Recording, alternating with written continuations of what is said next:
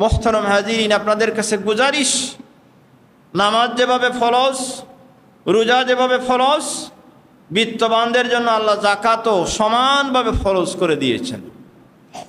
আমরা আফসোস করি, আমাদের এই দেশে যে পরিমাণ বিত্তবান রয়েছেন, আমরা যদি নিয়ম অনুযায়ী অর্থাৎ সূক্ষ্মভাবে যদি হিসাব করে যাকাত আদায় করি, তাহলে বাংলাদেশে আর গরিব মানুষ খুঁজে পাওয়া যাবে না। আল্লাহর হাবিব বলেছেন, ইত্তাকু রাব্বাকুম, তোমরা তোমাদের রবকে ভয় করো, সল্লু খামসাকুম, 5 ওয়াক্তের নামাজ আদায় করো, আদ্দু যাকাত আমওয়ালিকুম, তোমরা তোমাদের মালের যাকাত দাও, ও আতিউ উমারাকুম, তোমাদের মধ্যে যারা বড় তাদের অনুগত হও। আল্লাহ রসুল বলেছেন, এই আমল যদি তোমরা করো, তাদখুলু জান্নাতা রাব্বিকুম, তোমরা তোমাদের রবের জান্নাতের মেহমান হয়ে যাবে। সুবহানাল্লাহ। আল্লাহ রাব্বুল আলামিন কোরআনে কারীমের 29টি স্থানে বলেছেন যাকাতের কথা, যে আকিমুস সালাতা ওয়া আতুজ যাকাত, তোমরা যাকাত দাও। কারা যাকাত দিবেন? এই যাকাত দানকারী ব্যক্তিগণ হচ্ছেন যারা মালিকে নেসাব হবেন, যাদের কাছে 7.5 তোলা সোনা অথবা 52.5 তোলা রূপার মূল্যের সমপরিমাণ অর্থ পরিপূর্ণ একটি বৎসর ওনার হস্তগত থাকবে। এই ব্যক্তির জন্য বৎসরান্তি হিসাব করে 2.5% হিসাবে 100 টাকায় 2.5 টাকা হিসাবে 8টি খাতে যাকাত প্রদান করা আল্লাহ রাব্বুল আলামিনের তরফ হইতে ফরজ করে দিয়েছেন। এখন কোনো ব্যক্তির 1 তোলা সোনা রয়েছে, আবার সামান্য পরিমাণ রূপা রয়েছে, এই সোনা এবং রূপা একত্রিত করে, সোনা এবং রূপা একত্রিত করে যদি রূপার মূল্য হয়ে যায় 52 তোলা রূপার মূল্য বাংলাদেশের হয়তো সর্বোচ্চ 80,000 টাকা হবে। এই পরিমাণ অর্থের মালিক যদি তিনি হয়ে যান, তাহলে ওনার জন্য যাকাত দেওয়া হচ্ছে ফরজ। আবার আমি দেখেছি রদ্দুল মুখতার নামক কিতাব, ফতোয়া শামির, যে কোনো ব্যক্তির কিছু অর্থ আছে, সামান্য সোনা আছে, সামান্য পরিমাণ রূপা আছে, এই নগদ অর্থ, সোনা, রূপা তিনটির একত্রিত করে যদি রূপার নেশাব হয়ে যায়, তাহলে ওই ব্যক্তির জন্য যাকাত দেওয়া আবশ্যক হয়ে যায়। আমরা সাধারণত বৎসর হিসাব করি, যাকাত প্রদানের জন্য আরবি হিসাবে হিসাব করলে অত্যন্ত ভালো হয়।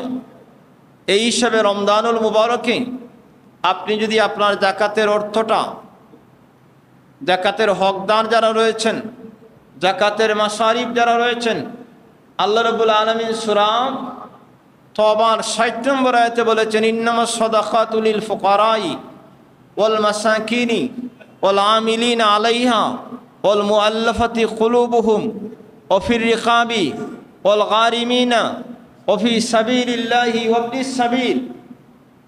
এরপর আল্লাহ বলেছেন ফারিদাতাম মিনাল্লাহ, আল্লাহ বলেন যে আমি আল্লাহ ফরজ করে দিয়েছি গরিব মিসকিন যারা, যাকাতের আমিল যারা, ঋণগ্রস্ত ব্যক্তি যারা, এরপরে মুসাফির যারা, এরপরে জিহাদে যারা গিয়েছেন, ওই সমস্ত ব্যক্তিদেরকে নিজের মালের হিসাব করে বৎসরান্তে 2.5% আকারে যাকাত প্রদান করা আল্লাহ রাব্বুল আলামিনের তরফ হইতে ফরজ।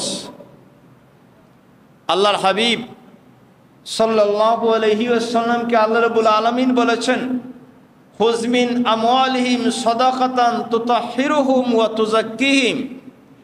হে রাসূল, আপনি তাদের মাল হইতে যাকাতের অংশকে গ্রহণ করে আপনি তাদেরকে পবিত্র করুন। খুয মিন আমওয়ালিহিম সাদাকাতান তুতাহহিরুহুম ওয়া তুযাক্কিহিম, তাদের হইতে মালকে গ্রহণ করে তাদেরকে আপনি পবিত্র করুন। এজন্য আমাদের প্রত্যেকের হিসাব করতে হবে, একেবারে যে মোটামুটি হিসাব করলে হবে না। আপনার যে পরিমাণ রয়েছে সবগুলোর সূক্ষ্ম হিসাব করে, যে পরিমাণ সম্পদ রয়েছে সম্পদের সূক্ষ্ম হিসাব করে মিসকিন এবং গরিবদেরকে দিয়ে দিবেন। ওটা আপনার জন্য ইহসান নয়, তাদের প্রতি ইহসান নয়, বরং তাদের হক আপনি দিচ্ছেন। আপনি যদি না দিয়ে থাকেন, তাহলে রাসূল আকরাম সাল্লাল্লাহু আলাইহি ওয়াসাল্লাম বলেন, যারা বুখারী শরীফের হাদিস, যারা যাকাত আদায় করেন না তাদের মালগুলোকে আল্লাহ রাব্বুল আলামিন সর্প আকারে পরিণত করবেন এবং এই সর্প ওই ব্যক্তির গলায় গলদেশে পেঁচিয়ে ওই ব্যক্তির কপালে এবং চিবুকে অর্থাৎ গণ্ডদেশে এবং কপালে বারবার আঘাত করতে থাকবে আর বলবে যে আমি তোমার সম্পদ, আনা মালুকা আনা কামজুকা। এজন্য হাজিরিন, পেয়ারা হাজিরিন, আমার মোহতারম হাজিরিন, আপনাদের কাছে গুজারিশ, নামাজ যেভাবে ফরজ, রোজা যেভাবে ফরজ, বিত্তবানদের জন্য আল্লাহ যাকাতও সমানভাবে ফরজ করে দিয়েছেন। আমরা আফসোস করি আমাদের এই দেশে যে পরিমাণ বিত্তবান রয়েছেন, আমরা যদি নিয়ম অনুযায়ী অর্থাৎ সূক্ষ্মভাবে যদি হিসাব করে যাকাত আদায় করি তাহলে বাংলাদেশে আর গরিব মানুষ খুঁজে পাওয়া যাবে না। কিছু মানুষ যারা যাকাত দিয়ে থাকেন এমনি স্বাভাবিক একটি হিসাব করে দিয়ে থাকেন, কিন্তু না, যাকাতের পরিপূর্ণ সূক্ষ্ম হিসাব করে হাওলানুল হাউল, আপনি গত বৎসরের রমজানুল মুবারক হইতে শুরু করে এই বৎসরের মাহে শাবানের 29 তারিখ পর্যন্ত হিসাব করুন। হিসাব করে যে অর্থ আপনার নগদ আপনার কাছে ছিল, অথবা গত বৎসরের রমজানে ছিল, মধ্যখানে আবার ছিল না, আবার শাবান মাসে আপনার ওই পরিমাণ অর্থ হয়েছে, আপনার জন্য যাকাত দিতে হবে। আল্লাহ যেন আমাদেরকে আমলের তৌফিক দিন। বিশেষ করে রাসূল আকরাম সাল্লাল্লাহু আলাইহি ওয়াসাল্লাম ইরশাদ করেছেন, ইত্তাকু রাব্বাকুম, তোমরা তোমাদের রবকে ভয় করো। আর এই রমজানুল মুবারক হচ্ছে আমাদের হৃদয়ের মধ্যে ভয়ের সঞ্চার, তাকওয়ার সঞ্চার, তাকওয়া তৈরি হওয়ার একটি মাস হচ্ছে মাহে রমাদানুল মুবারক। এই সিয়াম সাধনা আল্লাহ বলেছেন লাআল্লাকুম তাত্তাকুনা, যেন তোমরা তাকওয়াবান হতে পারো। আল্লাহর হাবিব বলেছেন ইত্তাকু রাব্বাকুম, তোমরা তোমাদের রবকে ভয় করো। সল্লু খামসাকুম, 5 ওয়াক্তের নামাজ আদায় করো। আদ্দু যাকাত আমওয়ালিকুম, তোমরা তোমাদের মালের যাকাত দাও। ও আতিউ উমারাকুম, তোমাদের মধ্যে যারা বড় তাদের অনুগত হও। আল্লাহ রসুল বলেছেন এই আমল যদি তোমরা করো তাদখুলু জান্নাতা রাব্বিকুম, তোমরা তোমাদের রবের জান্নাতের মেহমান হয়ে যাবে। সুবহানাল্লাহ। এই জন্য হাজিরিন, আরেকটি হাদিস বলে শেষ করছি। আল্লাহ রসুল বলেছেন যে বুনিয়াল ইসলাম আলা খামসিন, ইসলামের ভিত্তি হচ্ছে 5টি।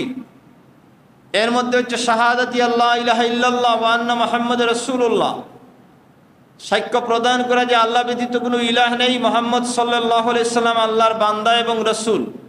ইকামিস সালাত, এরপর হচ্ছে ইতাই যাকাত, যাকাত প্রদান করা।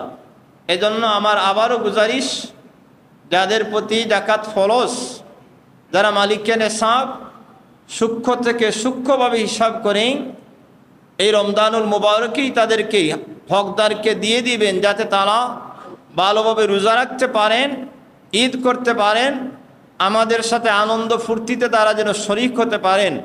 আল্লাহ যেন আমাদেরকে তৌফিক দান করেন। সবাই জুড়ে বলুন আমিন।